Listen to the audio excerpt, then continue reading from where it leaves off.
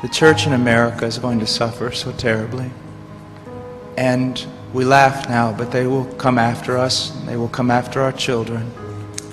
They will close the net around us while we are playing soccer mom and soccer dad, while we are arguing over so many little things and mesmerized by so many trinkets. The net even now is closing around you and your children and your grandchildren, and it does not cause you to fear. You will be isolated from society, as has already happened. Anyone who tries to run for office who actually believes the Bible will be considered a lunatic until finally we are silenced. We will be called things that we're not and persecuted not for being followers of Christ, but for being radical fundamentalists who do not know the true way of Christ, which of course is love and tolerance. You'll go down as the greatest bigots and haters of mankind in history. They've already come after your children, and for most of you, they got them. They got them through the public schools and indoctrination, and the university and indoctrination, and then you wonder why your children come out not serving the Lord. It's because you fed them right into the devil's mouth. So little by little the net is closing around, and then it's not little by little. Look how fast things are going downhill just in a matter of weeks. Matter of weeks. But at the same time, know this.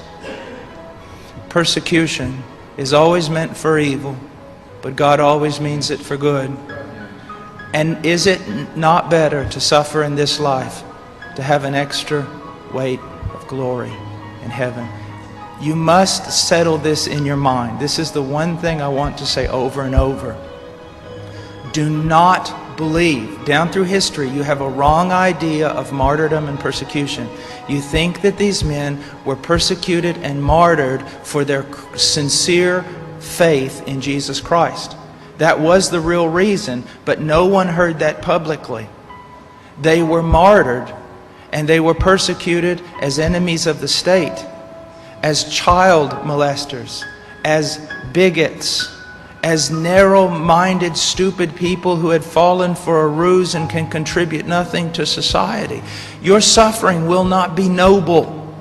So your mind must be filled with the Word of God when all people persecute you and turn on you. And if the Spirit of God in common grace pulls back and you see even your children and your grandchildren tossing in the lot that you should die.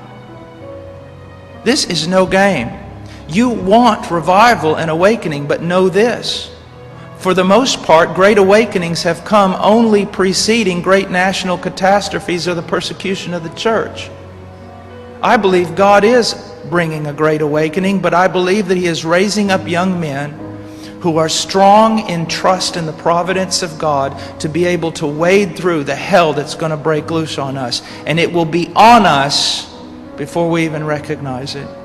Unless in God's providence, He is not done. He is not done. And note, this is not silly talk. Apart from a great awakening, these things are going to come upon you. Be ready to lose your homes, your cars, and everything.